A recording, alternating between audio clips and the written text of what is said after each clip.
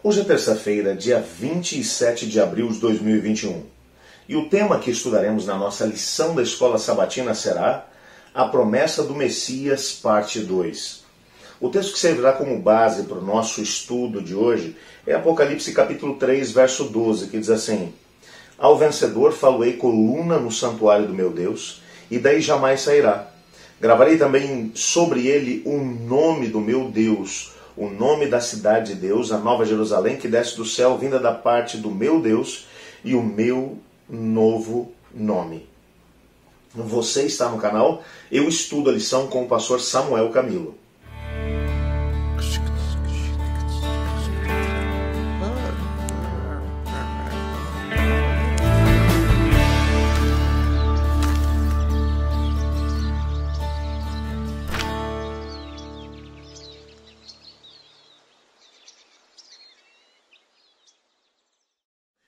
Uma das coisas que precisamos nos lembrar quando estudamos a respeito da grande promessa que Deus fez a Abraão, de que todas as famílias da terra seriam abençoadas através dele, e vimos na lição de ontem que essa promessa pressupunha não apenas a vinda de Cristo Jesus, mas ao mesmo tempo o próprio fato de que através da família de Abraão, da descendência de Abraão, o conhecimento a respeito do descendente de Cristo Jesus, aliás, de que o conhecimento de Cristo chegaria a todas as nações da terra, e assim todos seriam abençoados através dele.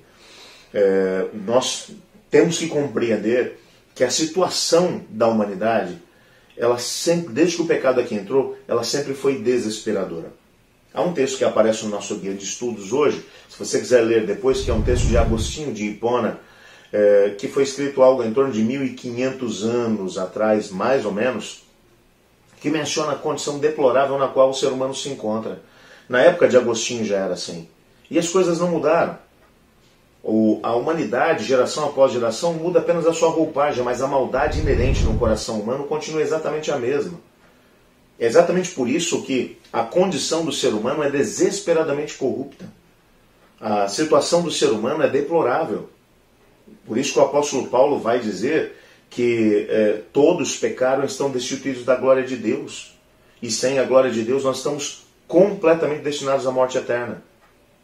O pecado levantou um muro que separou o homem de Deus, e a partir desse momento o que começou a acontecer foi que a imagem que começou a ser refletida na humanidade foi a imagem do grande rebelde, que é egoísta, avarento, violento, imoral, assim por diante. Todas as maldades que vemos estampadas hoje dentro da humanidade vem exatamente dessa depravação da própria natureza do ser humano, que começou a acontecer depois que o pecado aqui entrou. O pecado conseguiu plantar a semente do mal dentro da humanidade. E o único capaz de poder trabalhar isso, de mudar essa realidade, é Cristo Jesus. Quando nós lemos textos como o de Apocalipse 3, verso 12, ao que vencer, dar-lhe-ei se tornar uma coluna no templo do meu Deus, colocarei sobre ele o nome do meu Deus e o meu novo nome.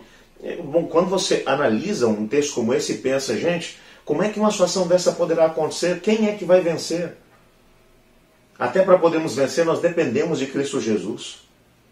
A vitória, ela não vem porque nós merecemos, a vitória ela vem por causa daquilo que Cristo fez por nós na cruz do Calvário. Na introdução do livro Deserto às Nações, Ellen White menciona que quando Cristo Jesus esteve aqui pela primeira vez, a depravação da humanidade havia chegado num tal estágio que na própria fisionomia das pessoas se estampava a fisionomia dos demônios. O paganismo havia conseguido se espalhar por todos os cantos, e o conhecimento de Cristo tinha se tornado cada vez mais limitado à nação de Israel. Até porque um ódio tremendo contra as outras nações havia sido imprimido dentro da própria nação. E o conhecimento de Cristo não chegava onde deveria chegar. E na hora mais escura Cristo chegou. Dentro da nação de Israel, da nação de Judá, do povo escolhido de Deus. Apesar de ter sido rejeitado pela sua própria nação, mas aqueles poucos, o remanescente que aceitou a Cristo Jesus como Senhor e Salvador, que o aceitou como Messias, como aquele que havia sido prometido a Abraão, como aquele que viria para abençoar todas as nações, conseguiram levar o conhecimento de Deus a tantas pessoas. Atos, no capítulo 1 e capítulo 2, menciona que havia algo em torno de 120 pessoas que estavam reunidos no cenáculo no dia do Pentecostes, e o Espírito Santo veio sobre eles. Os 12 se levantaram e começaram a pregar com grande destemor. E como fruto de uma pregação, mais de 3.000 pessoas se entregaram a Cristo Jesus. E a partir daí, o Evangelho começou a se disseminar por todos os lados. Apesar dos próprios discípulos de Cristo, dos próprios apóstolos, terem muito preconceito de poder pregar às outras nações, Cristo levantou o apóstolo Paulo, que, sem sombra de dúvida, foi o maior desbravador de todos os tempos, desbravando novos territórios, chegando a lugares longínquos, o primeiro a pregar no continente europeu a gentios, plantando igrejas entre os gentios. E o Evangelho foi se espalhando por todos os lados, foi alcançando pecadores que não tinham a mínima possibilidade de sequer saber da sua condição deplorável, quanto mais de saber que havia uma esperança de salvação e de vida eterna.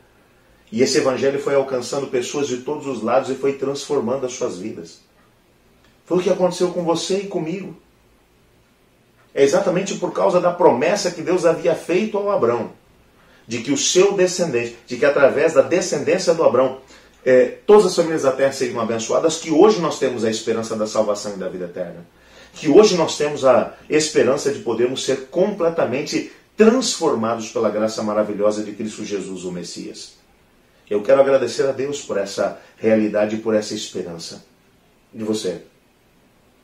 Senhor Deus, muito obrigado porque, através da sua palavra, percebemos que estávamos destinados à morte eterna.